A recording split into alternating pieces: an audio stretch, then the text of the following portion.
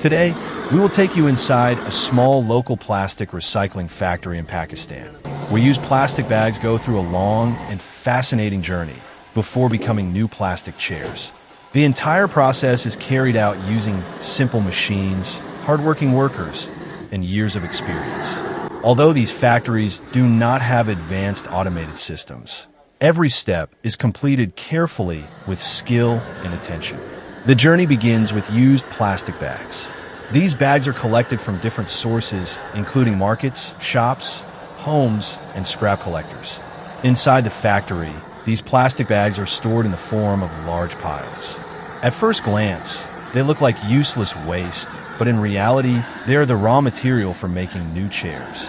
Now, workers place these plastic bags into a large iron container or traditional metal pot. This container looks similar to a large cooking vessel, but it is specially used for melting plastic. A powerful gas burner is placed underneath the container, which gradually increases the temperature. As the heat rises, the plastic starts becoming soft. First, it loses its original shape, then slowly begins to combine together, and finally transforms into a thick, sticky, semi-solid black material. When the plastic reaches the required condition, workers carefully remove it from the container. This material is still extremely hot and soft, so it is placed on a specific area on the ground where the next stage can begin.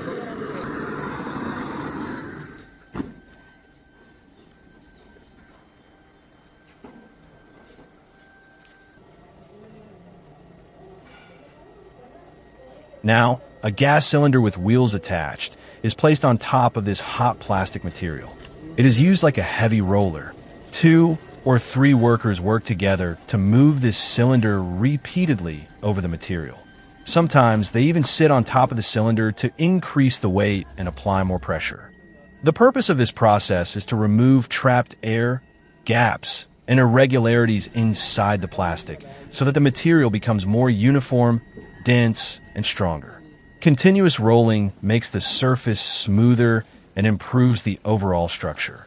After a few minutes, as the material begins to cool down, it gradually becomes hard and takes the shape of large, thick black blocks that look like bricks. Now the next stage begins. A worker uses a heavy hammer to break these hardened blocks into smaller pieces. This step is necessary so that the large pieces can easily enter the crushing machine. These broken pieces are then placed into a crusher machine. Inside this machine, powerful rotating blades break the large hard blocks into small plastic pieces. After a short time, evenly sized plastic particles start coming out from the other side. However, this material is still not ready for use. It contains dirt, dust, paper particles, and other impurities. Therefore, these plastic pieces are placed into a large water tank. Continuous water flow is used while workers thoroughly wash these particles. During this stage, soil, dust, sand, and other unwanted materials are separated, making the raw material much cleaner. After the washing process is complete, these particles are removed from the water and sent to the next machine. This machine is one of the most important parts of the entire recycling process. Inside it, there is a powerful screw system and a heating mechanism. The temperature of the machine is set in advance, and as the cleaned plastic enters, it begins to melt again.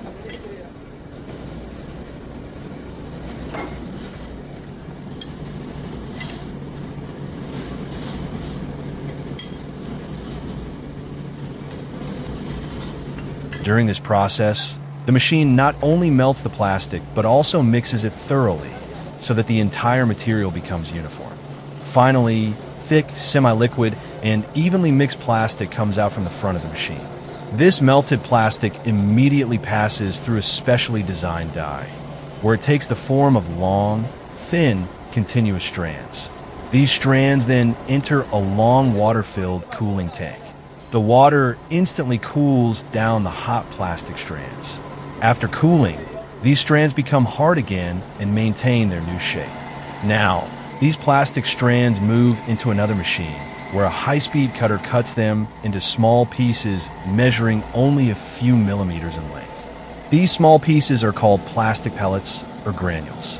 These tiny granules are actually the raw material used for manufacturing new plastic products. They are carefully filled into bags, weighed, and prepared for sale. These bags are then transported to factories where plastic chairs are manufactured. Now, we have arrived from the recycling factory to the plastic chair manufacturing factory. Here, these recycled plastic granules are placed into an injection molding machine. Inside the machine, extremely high temperatures are generated, causing these granules to melt completely again. When the plastic reaches a fully liquid state, it is injected into a strong steel mold under extremely high pressure. The shape of this mold is already designed like a plastic chair. The mold remains closed for a few moments, allowing the melted plastic to reach every corner and section. After that, the cooling system begins cooling the plastic.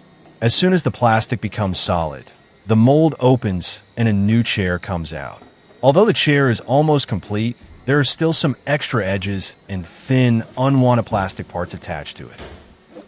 That is why a worker manually cleans the chair, removes the extra material, smooths the edges, and carefully inspects the entire chair to ensure that no defects remain. Finally, the chair's strength, balance, and quality are tested. After approval, it is arranged with other finished chairs and sent to the market for sale.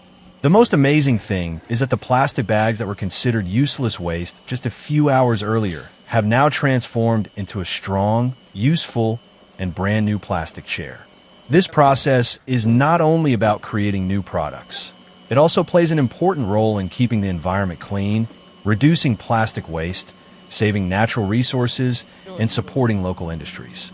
Small local factories in Pakistan may not look modern or highly advanced, but through their hard work, skills, and continuous efforts, thousands of kilograms of plastic receive a new life every day. The next time you sit on a plastic chair, remember that it may have started its journey as a discarded plastic bag, which after passing through this long recycling process, gained a new and useful form once again.